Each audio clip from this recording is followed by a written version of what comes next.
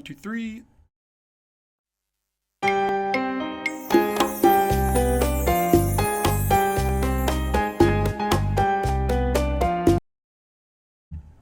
That's right, and welcome to Beachside, episode 16. It's Potty here with Chewy out in. Where are you today, Chewy? Today, I'm sitting on the beach in Dominican Republic. The DR. Awesome. How you liking it? Yeah, this week's been pretty awesome. Away from the kids, which sucks, I guess, because you're away from the kids, but it's nice to get away. And just been sitting on the beach, sitting by the pool, drinking, sleeping, eating. And today we did like dune buggying, like in the forest slash dirt mud area. So it was a pretty sweet day. And after this recording, we'll be heading back to the bar for some more drinking. Ooh, what are you sipping on over there? Lots of tequila, and this bar, they do like specialty cocktails, so we just pretty much tell them to make whatever, and they serve us whatever they want to create. It's pretty sweet. Wow, what's been your favorite drink you've had so far? Like what went into it? What is it called? Is there a legend behind it? Does it have a sweet name? Um, my favorite drink was probably oh man, there was a drink that we had yesterday called Passion Coffee. It's they do a little show, so like they burn coffee beans and then put the cup over it, so like all the aromas, I guess, are in the cup, and then they make like a passion fruit cocktail with, I think it's like tequila or vodka, and then they burn like cinnamon on it. It's a pretty sweet Mmm. drink. It's like nice and toasty, but like refreshing as well. So Oh that's yeah. probably the favorite so far. Ooh, very nice. I mean, that sounds like excellent with the roasted cinnamon. Might find that on a Starbucks, specialty. I had a pumpkin spice frappuccino yesterday. I never get Starbucks, Oh, but somebody nice. offered, and I said, "Yeah, I'll have it," and that's what I got. And it was delicious. So I'm, here, in Potty's pet house. It's beginning to get cold in Wisconsin. It started to snow, so it's a little bit different. I was rocking the umbrella earlier, but the sun's only shining so much in the Midwest these days. But each day we survive. So it's been good, and I'm glad to hear that you're enjoying yourself and the one you're with on your vacation. Well earned, well deserved. It's great to hear it's going well. We've got a Yeah, let's get a quick hello from the wife and Eliash Rose there. hey, it's an honor. Tell her it's an honor. It's an honor. She's shaking her head. Here we go. Um, well, cool. Well, I'm sipping Sweet. on I'm sipping on nothing alcoholic. Actually, just a craft root beer. Kind of looks like a beer, but nothing too cool on my side of the house. But what we do have in store for you, we've got our standings. We've got a special on power plays and penalty kills, and then we've got the plays of the week, and we've got the top five albums, and then oh my god, yeah, this episode is going to be a big one because It's a then we've got packed episode. hell yeah, we have an interview with Sam Yeager and Escola. Ani Ani, yeah, I Escola. know. I didn't want to screw it up, so I just kind of Ani. That was like I was 95% sure, but 5% doubt led me to skip over it. Ani Escola, with talking about their new show, and we've got a real action-packed episode coming up. So let's go on into it. Sweet. And bear with us here, guys. I may be a little choppy or cutting out, but hopefully there's no technical issues. Mm-hmm. Well, we'll have little screens here, so hopefully we got your audio at least. We're moving forward, and we've got the standings of the pros up there. Chewy, I know it's probably kind of hard for you to see this, so for our viewers at home, we've got Las Vegas, Alaska, and Turku all tied for first place. Again, this is, a few days old, so things probably changed. But, pretty interesting how the ways things stacked up in a three-way tie for first. Do you remember that happening in the past? Um, yeah, I think in the past there's always been like mid-season, the teams are pretty close, and then towards the end, that's when they start to disperse a little bit. We're still only halfway through, right? Mm-hmm. And I mean, those three are definitely the three you'd expect to see at the top this season.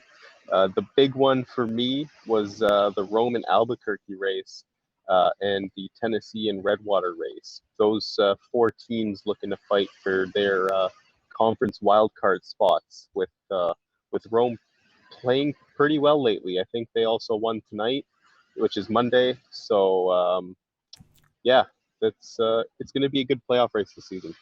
You know what would be a good addition to this like standings is if they said like what conference they're in. Because I've looked for that. I can't find it. I'm sure it's Oh, somewhere. there is.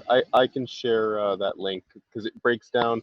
There's a standings page that breaks down divisions, um, conferences, and the league.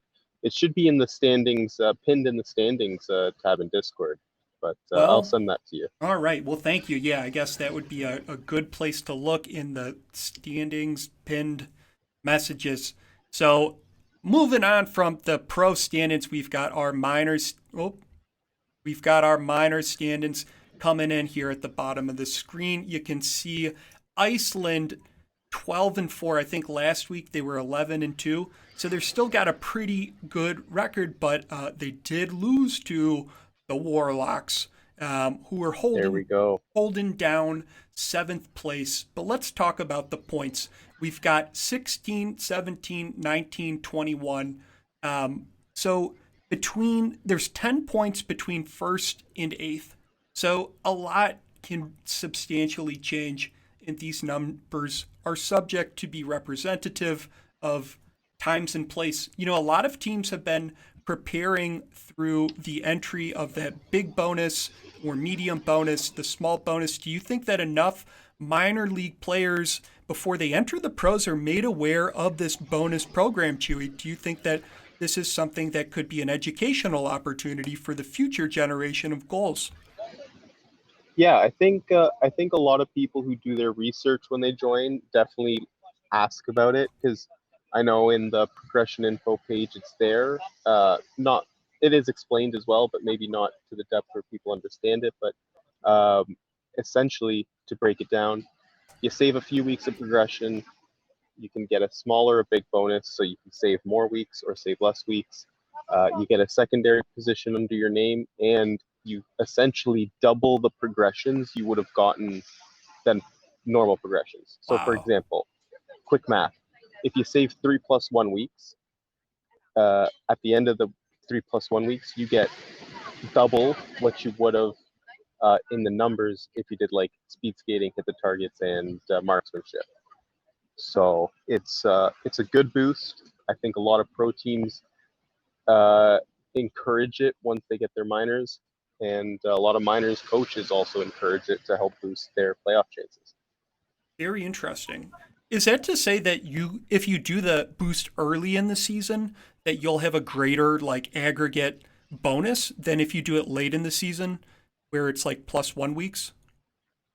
So to get the big bonus, you need to save a total of +7. Oh, So okay. you could save like 7 plus 1 weeks Yeah, over like multiple seasons, or you could do like 2 plus 3 weeks and a plus one, as long as it equals 7. yeah. Or um, the small bonus is save any 3 weeks, which mathematically it'd be best to save +1 weeks, but you could save 3 plus 3 weeks, but then the value wouldn't be there for you. You'd get less progressions than you would have. Yeah. Well, interesting. I guess that makes for a great case to pursue a progression bonus if you're out there. And if you got any questions, reach out to us. We help view ourselves as, co-host to this show, but also co-host to your career. Allow us to introduce you to opportunities ahead of you in our new line of services as freelance agents. We'd love to advise you on your talent and progression within the Goals League. Or if you're exploring opportunities to be a multi-sport athlete, we have a wide range of services and expertise that we'd love to provide for you. So feel free to contact us through the direct messaging. All right, so Chewy, let's talk about next up. We've got a special on power plays and penalty kills. I guess my wife and I came here on our honeymoon 2.5 years ago. 3 years ago. 3 years ago, thank you. Adult only resort, so there's no kids on the resort. It's so peaceful. You go to dinner and it's just like peaceful. You walk down the path to the beach. It's just peaceful, and that's what the goal was here. Wow. But enough about that. It looks like you got your page set up. Yes, we've got it all set up here.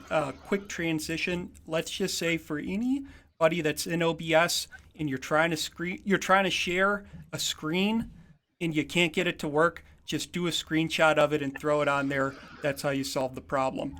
So what we're looking at here, I had a curiosity. I was thinking, wow, there's so many different power plays and penalty kills. How does my team stack up? Do we need to adjust our strategies? How do we compare? And that's what kind of drove me to this analysis. And the outcome of it was something that I think is really interesting and applicable here to a lot of different teams to consider. So we wanted to share it with the greater goals community, democratize this information. Paudy for president. Let's go. Okay, so we've got the power play ranking.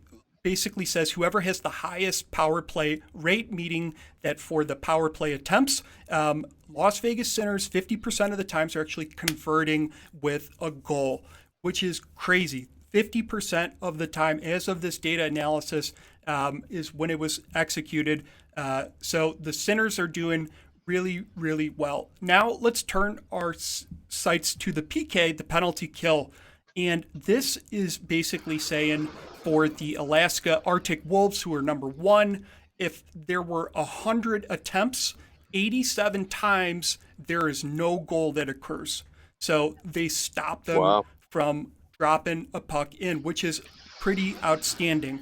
So then we kind of compared these two and thought, where can we find parity between different kind of things that drive, calibers or engines or whatnot? And we looked into an aggregate ranking. So we ranked both of them. We summed them or we took an average, and then I did a ranking for that, prioritizing the ones that were the lowest would be the ones at top.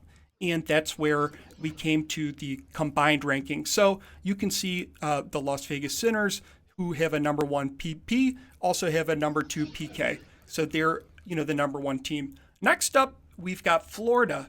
A nice balance here, a 5 and a 3 coming out to an even 2. And here we go. Surprisingly, we've got Honolulu, which is 4 and 8 coming out to a 4. I think that's a great demonstration of their aptitude in expertise of certain, things about the game.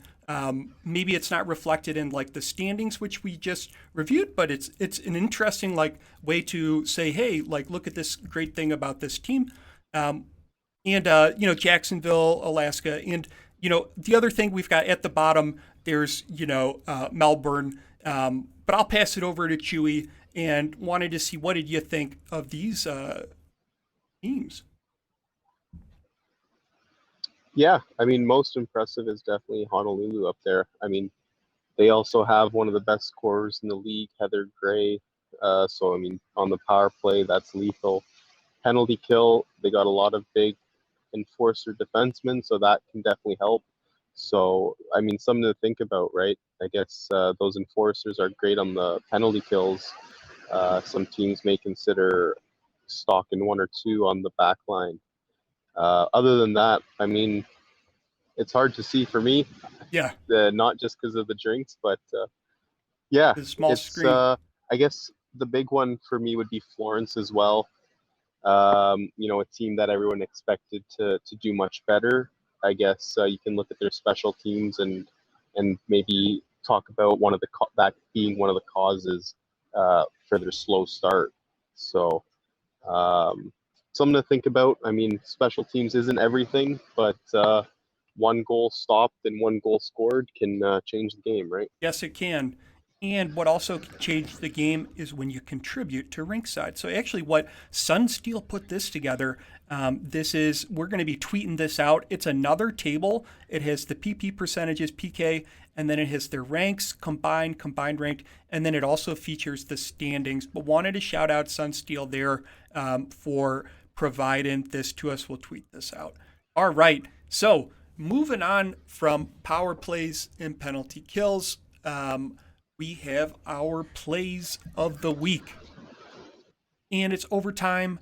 It looks like the puck is not in the, but Axis serves one in overtime. I have no idea who has the puck right now, but they're going down the ice and they take a shot. It gets blocked. I must say, I really like the Honolulu backsides of their jerseys in this circumstance. They look pretty fire. So moving on to number 2. Huey. Yeah, number 2, we got another overtime. Tennessee and Albuquerque, and what the hell happened there? You may have to take over the plays of the week because I can't see it, but that was a great goal. Great goal by Markham, another overtime winner, and we've got coming down the ice. It's the Warsaw Warlocks. They're on power play. It's against the Ice, the 11-2 Ice, the almost undefeatable Ice. And look who comes around. Dorgan takes a shot, passes it to Dobbs, and Dobbs tosses one in. We don't have to watch that whole play again, but it was an excellent team play and executed by Dobbs. And we have another one. Let's see. Looks like Bowling's taking the ball up. The lane is greased. It's passed to Prince, who lays a strike, and it's well executed. That's Bowling. He just joined, giving the assist to Prince for this goal, and that was an example of our plays of the week. So awesome. All right. Oh, there was a bat. That was pretty cool. All right, so now we have our top 5 albums. I'm super excited to talk about this, Chewy. How are you? Yeah, I'm looking at my own video and reading my own name. How do you feel about albums? Are these something you're passionate about? Yeah, this was a tough one. I love so many albums that it was tough. And it's tough like with recency bias, like albums that I've listened to recently. But it's like I want them to be all time. So I had to think back. A lot of them is stuff that I listened to like years ago, but like when I turn them on, they're obviously classics. And I also tried to get like one album from each genre because I also love listening to like almost every genre of music. So we got a bunch of people around me, and yeah. So it was a good one. I enjoyed it, and let's get right to it. Let's hop in. You were talking about the ones that were kind of hard to make. So let's. Why don't you start off by naming that honorable mention? Yeah, so the honorable mention is Bo Burnham's Inside album. And for people, if you haven't watched it, he does have a Netflix special that he came out with recently. If you don't know Bo Burnham's story, you're going to have to watch the special. But essentially, he stopped doing comedy, and then he was just about to start up before COVID. And then he did a special where he recorded himself like 8 months inside his apartment.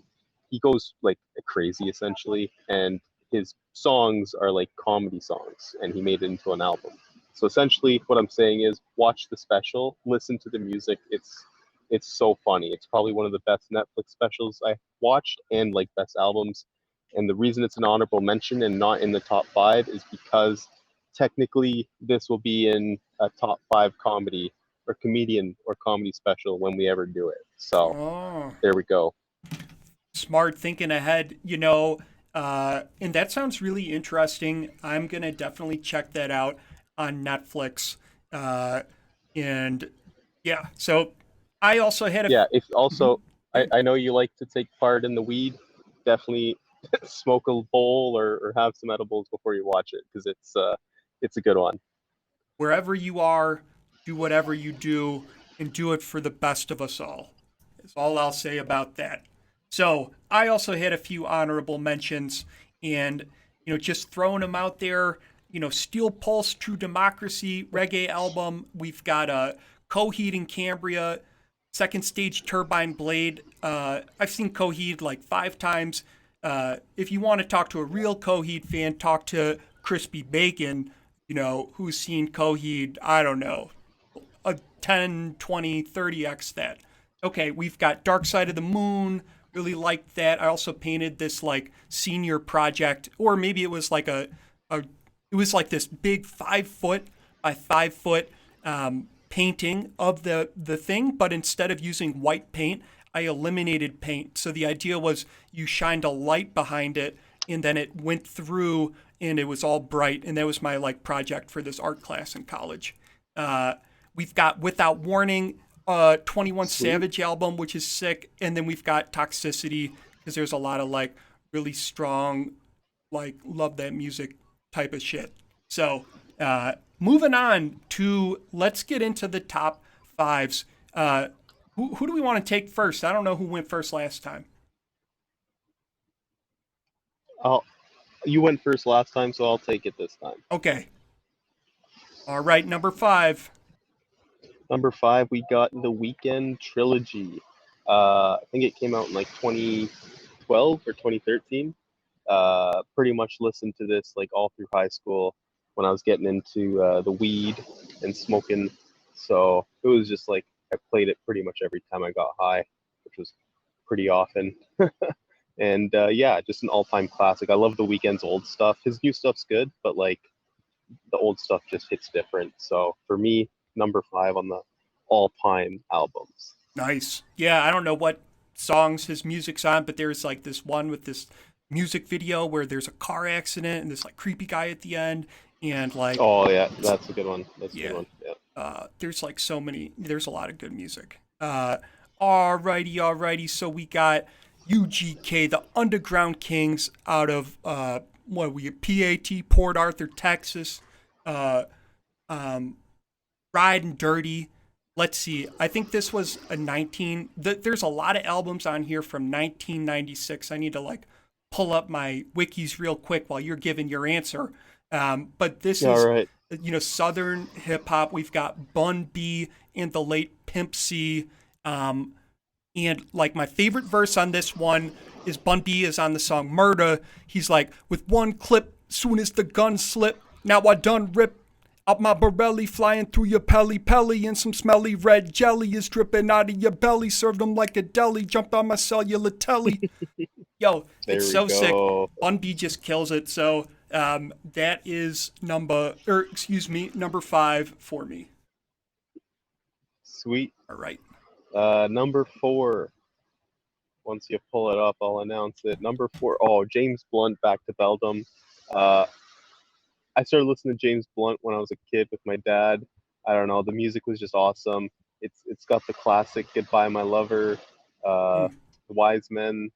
I can't think of any of the other names right now off the top of my head, but like this album, I'd listen to with my dad all the time, so it's kind of got that like sentimental value. Yeah. When you had CDs and put them in the car, uh, wow, CDs and put them in the stereo in the car or whatever you call it. Yeah, James Blunt. I love all his albums. This is probably my favorite though, like all time. Wow. I don't know too much And about. like you can't like the Mhm. name's also sick. Yeah. Yeah. Sweet Name could start his own blunt wrap company. Probably has one. But oh, you were talking about Back to Bedlam. Yeah, that's a great name too. Yeah. Oh no, I was talking about the Blunt. Okay. James Cool. Blunt. Cool. All right. Yeah. All right. Yeah. I Yeah. agree. I agree with you there. So let's see. Number four on my list, we got the classic "Reasonable Doubt." Jay-Z, another 1996 release. Um, oh, this album's awesome. It's incredible. It's incredible. And it's high class. And my favorite, yeah, I won't like repeat this one, but like Jay-Z, he has like his hook on the song Regrets. He talks about like his number one rule for your set in order to survive, gotta learn to live with regrets. And that's like so deep. It's like in order to live and move forward, you have to, push away the feelings of remorse or the things we can't change. It's about control. It's about drive and ambition and understanding what our human condition is here on Earth. So I really like this album. Number 4. Sweet. Number 3. Sweet. Nice. Number 3, we're gonna speed this up a little bit because I'm at 15% battery. But number 3, we got Every Avenue Picture Perfect. This was like, I don't know, my boy band listened to in again back in the day. They have some of the best songs. They have a couple songs that they do on piano that I learned on piano that I played and guitar and stuff. So just that was my like boy band in the top 5. All right, yeah. Well, that was a picturesque cover, and and here's one that set a generational within the hip hop community. Just like even the use of this, like using like the this is Nas. That's like a childhood photo of him. Like then Biggie did it. They're like, Nas, you ripping off Nas and shit. And I don't know, like this album is fantastic. Illmatic. One of the classic lines is like, sleep is the cousin of death. I don't know, it's very poetic, and all the songs are fucking sick. And I love the one that talks about like rolling 2 blunts together. We call them oops. But I'll move forward to number 2 on your list, Chewy, with. Yeah, number 2, Hollywood Undead. They're like a rap rock, like heavy metal rock rap. I don't know. You have to listen to them. They definitely have a unique sound. Their old stuff is like more like instrumental, like rock, and then now they kind of switched to more like the like techno rock, where it's like they're using soundboards and stuff and like auto tune. But yeah, I don't know. I got into them in high school. I just saw their poster one day, and all their masks look sick, and I was like, man, that's so cool. And then I just started listening to them, and yeah, they have some good stuff. Got me through some shit, and I love all their albums. But this one from like 2010, I think, or 2008 was. Yeah. Yeah. Uh-oh. Well, there goes Chewy. So we are going to have to, I guess, take our time on the remaining 2 ones, because it doesn't look like his battery is going to be back. So number 2 on the list, and let me tell you right now, like the hard part in the entire decision was not he's back. He's back. Chewy. I gotcha. I thought you left, and I was talking to the viewers and saying, "Oh, now we can take our time with my number 2 and 1." But we can talk to you. We can go back. You were talking about how this got you through a hard time. Right now, we're looking at the album cover. Okay, so yeah, it came out around 2009. One of their original 6 members ended up getting kicked out essentially for some beef with the rest of the band. And then he started his own thing. He's called Deuce. Made his own like Attack album on them, and then they made songs Attack. So it was like a beef between them, which is pretty sick in like the music community. I feel like. Did they all wear masks? All of them? They all wear masks. Yeah, they all wear masks. Damn, it's so sick. And they all got sick masks. Yeah. Yeah. All right. Let's see. Where are we? Okay. So moving on to number 2. And I was, telling the viewers that the hardest part of this whole thing was not what are my top 5 albums, because I already knew that instantly. From the moment I saw it get posted, I knew my top 5 albums. The question was, does Only Built for Cuban Links, aka the Purple Tape. Is that going at number 2 or number 1? But I put it here at number 2. Favorite song on that one is Verbal Intercourse, and it actually features Nas. And the verse is from Nas. It's the first verse. You should look it up. Listen to this song on Spotify. Maybe we can post a link to enlighten you. But this Verbal Intercourse on the Purple Tape could be considered, I might consider it to be the best song of all time. Best hip hop rap song symphony of all time. So, all right. So that's number 2. Number 1. Yep, number 1. So Avicii. I mean, I think everyone knows who Avicii is. This was his 2019 album called Tim, which is his name. Came out after he passed. So he was writing this album before he died from the shit he was going through with drugs and everything. But I hope I didn't get that info wrong. I'm sure it's right. But this album, just like all the songs, hit pretty hard. Obviously talking about his struggles, and the beats are sick. Like all of the songs are. I think when this album came out 3 years ago, like my wife and I listened to it in the car almost like every day. We still turn it on almost like, I say we listen to it at least like a few times a month. Number 1. Yeah. Awesome. And we lost really good. Nope. Yeah. I can hear you. You can hear me. Yeah. Did you hear all that, or did? Oh yeah. Yeah. And Avicii heard that as well, and he's smiling down at you. It seemed like a great. I don't know the person. I liked his music, but I'm glad you had a connection to him with this album. Yeah. All right. Yeah. All right. Let's get to your number 1. And number 1, we've got Liquid Swords by the GZA. If you know anything between the two albums before, Raekwon the Chef, is a member of the Wu-Tang Clan. And so this is another member of the Wu-Tang Clan. This is GZA Genius. And Liquid Swords, in my opinion, is the best album of all time, just from a lyrical content in the way it's executed. I think that it's just like stellar. And my favorite lines is, this one's actually by Killah Priest, who's like one of the lesser known wordsmiths, let's just put it, of the Wu-Tang Clan. But he actually did this, so my guess is like the GZA actually ghost wrote this for him. But he's like, I judge wisely, as if nothing ever surprised me. Lounging between 2 pillars of ivory, I'm lively, my dome piece is like building stones in Greece. My poems are deep from ancient thrones I speak. Like, it's so, wow. It's just packed with raw emotion, like talking about Greek, Roman, like relics and shit. I don't know. It's so good. So that's my number 1 album. And that was fun, Chewy.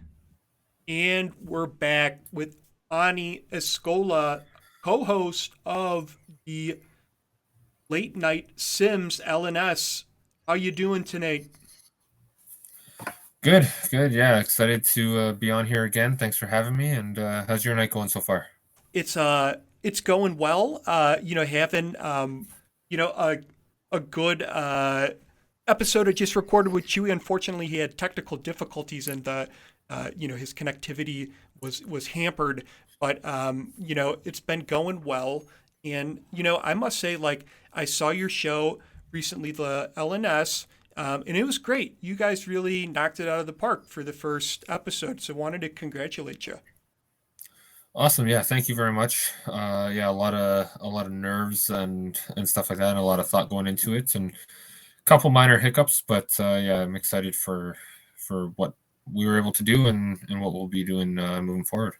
Excellent. And so I'm really interested in hearing like where you're moving forward. But before we kind of start from there, maybe we could talk like a little bit about the origin between you and Sam and kind of putting this show together. What's like a little bit about your background that you can share with the audience today? Yeah, so I didn't actually know Sam that well until somewhat recently. During season 4, which was the last season in goals, Mike Twinstrew had notified the league that he was stepping down as Norfolk owner. And Sam had emerged as a candidate, and I didn't know anything about him. He was vouched for by the other commissioners, and we went with it. So he's now the owner of Norfolk. Fast forward a few weeks, and I was on the draft show for Goals, which was produced by Dave Axis, co-hosted by myself and Squibs. And he Sam reached out to me after. He said, "Great job on the show. I'd love to put something together like this for Sable, which is a baseball league he runs." And yeah, we kind of started talking from there. I got to work. I produced their draft show. Yeah, and then we just started talking about football and other things like that. Started Project X, and then yeah, just kind of kept snowballing into project after project after project, and yeah, here we are with a late night talk show.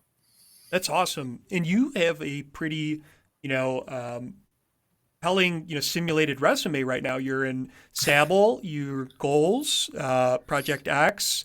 Um, and could you like overview again your level of kind of involvement in each of those?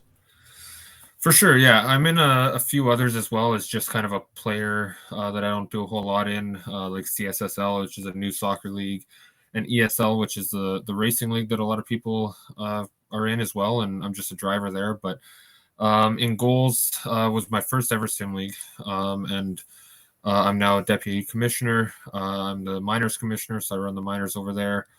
I own a team, and obviously a player as well. So pretty involved over there. Sable, I'm helping Matt Green a little bit running the Sod Poodles team over there. But beyond that, I just kind of, Sam bounces ideas off of me and stuff like that. But pretty much just a player there as well, and, draft host as well. And then, yeah, Project X is a brand new football league that Sam and I started together and kick off on the preseason in just 2 nights here. Recording this on Monday. It's kicking off preseason on Wednesday. Oh, excellent. So Wednesday. I don't know why I thought it was Sunday, but I've been waiting for that game. But okay, that makes Yeah. total sense. And how do you feel the Project X has like gone so far?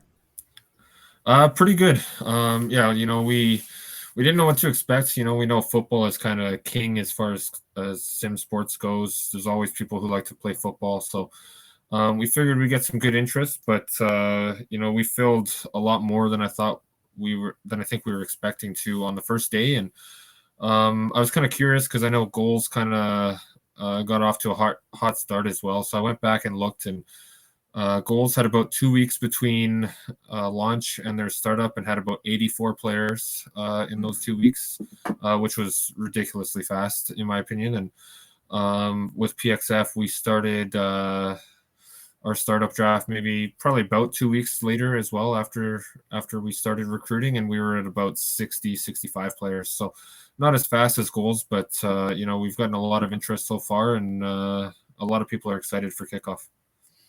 Yeah, I've been looking at in was it Welcome Chat or something, but it like talks about uh, I'm looking in the welcome community for Project X right now, and it's saying like, hey, this Stabby here just joined the server, member number 96. And I remember scrolling back and seeing there's another person, Big Noof, member 96. And then we got D Block, member 96. And I'm wondering, like, does that mean that people are joining and then like leaving because it's not right for them? And that's why that number 96 isn't changing? Or is that like a technical thing? Do you have an idea? Yeah, I'm not too sure. I haven't looked at that myself, but I know over the last couple of days we have seen a little bit more kind of in and out, which is something we've seen in Goals all the time lately. Well, really over the last 4.5 seasons we've seen it. But with that, or with PXF, pardon me, we've most of the, I guess, the fun positions are full now for the first season. Really, there's just a few more positions like defensive tackle and fullback, I think, are the ones still looking for people. And so I'm sure a lot of those are people joining, hoping to be a receiver or a safety or something like that, and seeing that they're full and deciding maybe not right now, and moving on. So yeah, the last few days we have seen a little bit more in and outs, I think, because of that. it would be nice if there was a way to like say, hey, sign me up for a newsletter or something. Like, tell me when, Hmm. the next time there's going to be a new expansion or I don't know, like a new wave of player. I'm not sure how it works, but maybe I was probably more teams, right? More teams, more player openings, or Oh yeah. deeper rosters on an existing team or something. Yeah, for sure. I think after our first season, we'll probably see an expansion based on the interest we've had so far. After our first season, or if not, then our second one for sure. Yeah, and we've also talked about expanding rosters and just making known, if you're the fourth receiver on a team, you're not going to play as much, kind of thing, and but that's okay for some people. So we have explored ways to get more people involved like that as well. Yeah. I just want to commend you again for like this PXF. I think it, first of all, sick logo, great Discord, Fury. It's got good, lively comment. I'm never really one to like kind of like involve myself in the general or welcome chat, but of lately I've been kind of looking at it more just to like see what it's like. What is the pulse? There's certainly a lot of people there that are, some regulars. But it's like, it's interesting to see some of this raw like content emerge on a minute by minute basis. But I think really great job. And I think one of the most interesting things about the PXF that at least for me was in some of those.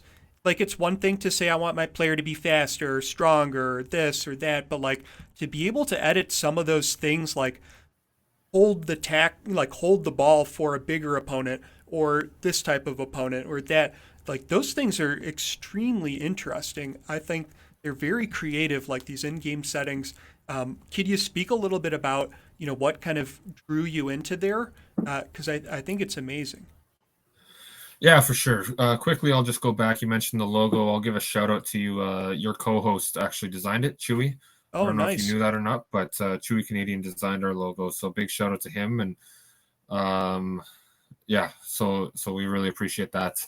But yeah, as far as the in-game settings, like whether you cover the ball against big hitters or all hitters or never always stuff like that. Whether you play the ball aggressively in the air, conservative, as a defensive back, things like that. Yeah, that's something that Madden has kind of as a second attributes tab for their player builds, kind of in the back end, and we saw it and kind of came up with a like an upgrade system where you kind of get a certain number of those each off season and kind of gained with experience, so you don't have to use your other progression, in lieu of it. But yeah, Madden, say what you will about their customization. It's very limited. We got to use real teams because there's no create a team portal or anything like that. But yeah, as far as like the actual attributes and settings and stuff like that in game, they do have some pretty cool stuff to do for sure.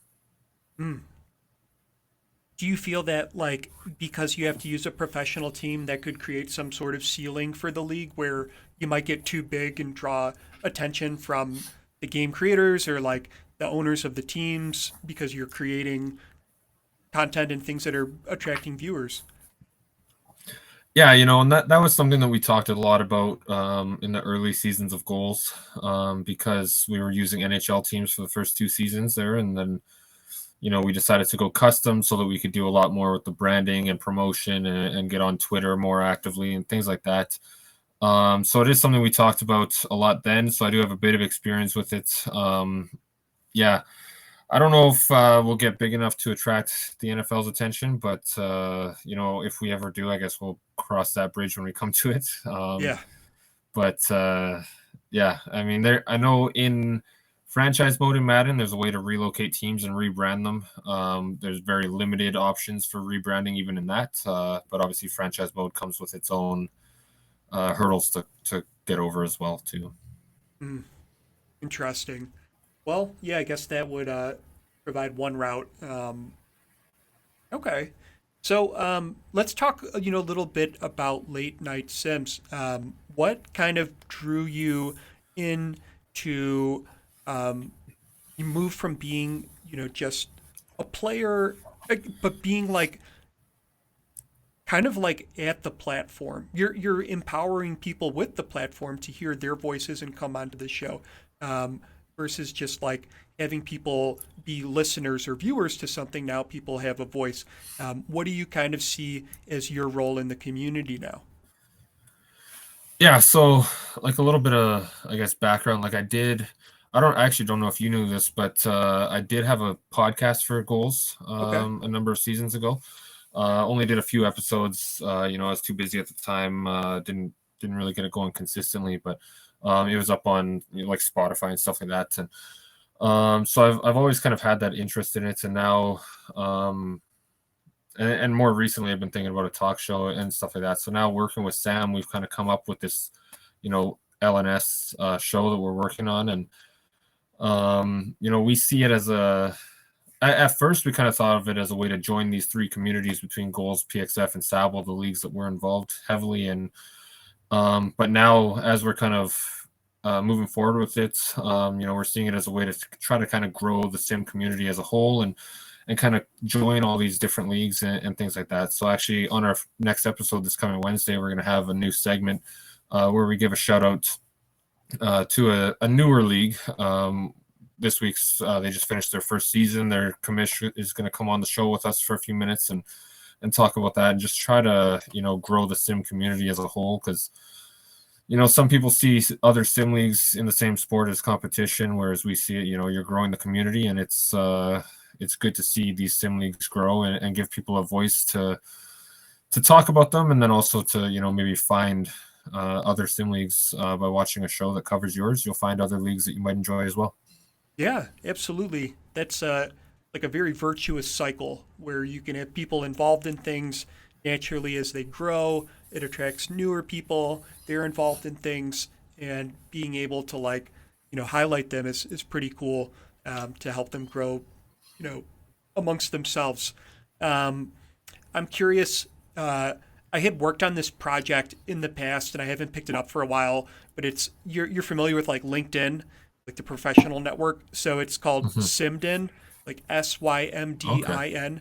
and it's like a LinkedIn, but instead of having where you worked, it's like actually what teams you played on in a simulated league, or your role Nice. as a coach, or a co-commissioner, or general manager, and it highlights your experience. And then the idea is like the interactivity is like you'd click on the Florida Challengers, and then it would see Potty Potty, and then it would be Bacon, and then Lopez, and you could click on them, and it sees their profile. I don't know. What do you think? Do you think that's something that there's potential in? Should I pick back up what I stopped working on, or do you think people would be too lazy to create a profile? Yeah, that's a good question. I love the idea. This is the first time hearing of it. I think it's a great idea. I'm on LinkedIn. It was a requirement as for the schooling I went to. They made us, join it, and I've networked through there. And I think it's a good platform. And I think having something like that for the sim world would be, fantastic. Yeah, because we all put a lot of time and effort into these leagues, and you know, finding a way to kind of show your experience and kind of connect with other people that way would be, I think, really, really interesting. I'd definitely join it. I don't know, I guess, what the rest of the community would think, but I think it's a great idea, and I'd be interested. Oh, awesome. Well, I appreciate that. It gives me a new sense of purpose for because I'm in these coding boot camps like outside of work and outside of Rinkside. I do like coding boot camp, and I need to like you learn stuff, material. It's really good, great camp. But one of the things is like you have a project that's kind of like something you do and you apply and you do like over a period of 8 weeks or 12, or the thing I'm in is like 9 months, 12 months long. But it might be worthwhile for me to explore. So I'll keep the viewers posted on the future ahead. But did you have any like thoughts or like questions you wanted to ask like to I don't know, these are not your viewer. I think they were our collective viewers. But were there things that you kind of had on your mind that you wanted to share? Yeah, uh, it's a good question. There's, just so much going on in the sim community and so much to share. But obviously you guys do a great job here on Rinkside, and I know other leagues have a lot of content and stuff like that. So that's kind of what we were going for with LNS, and just to provide another way for people to talk, and using goals content as a big part of it. Obviously, as a league I'm heavily involved in, and giving other leagues, like Sabal and PXF that don't have their own shows, as giving them a voice as well. So yeah, if you have time on Wednesday nights between 10:30 Eastern, we go live, and yeah, check it out. And one thing that really gave me this idea, I've been thinking about it for a long time, but anytime we do like even these ringside podcasts, sometimes, especially that awards one back with Krieg and Chewy back after last season, and our draft shows and stuff, we usually have quite a bit of chat going on the call after. And I've thought a few times, we should hit record on this, because this would make a great talk show, and this is kind of what we're going for, is more of a casual kind of fun talk show that talks about a number of leagues and kind of goes from there. So yeah, definitely check us out if you have time on Wednesday night. Yeah, absolutely. And we'll definitely, you've got what, a Twitch link? Is that how you go live? Yeah, right now we're just doing it on Oni Escola at Twitter, or at Twitch. Okay. Just ONNIESKOLA, and just on Twitch. And yeah, the first episode didn't save, had a bit of technical issues. The future ones I think should save, and we'll be fine to keep the VODs for episode 2 and on. All right. Well, excellent, Ani. Let's see. Do you, we usually ask people what the future of the goals looks like, but where do you see the future of your show 5 years from now? 5 years, yeah. That's we've had one episode so far, so that's quite a ways in the future. But I hope to keep it going. Anything you start, you hope that it lives on for a while. And obviously these sim leagues are a big part of our lives and our community. So hopefully the sim leagues are still around, and if the sim leagues are still around, there's going to be stuff to talk about. So we'll keep LNS going as long as we can. And yeah, just kind of developing and, adding other leagues and other sim leagues that we can give shout outs to and segments to, and kind of discuss sim sports as a whole. There we go. That is a grand future ahead, and one I'd like to subscribe to and potentially pay money to, but don't hold me to it. But Ani, thanks so much for coming on tonight. It's always a pleasure. You are our number one, by at least number of times coming onto the show, number one guest. So thanks again. And till next time, this is Beachside/Rinkside, sending you out. Awesome. Thanks for having me.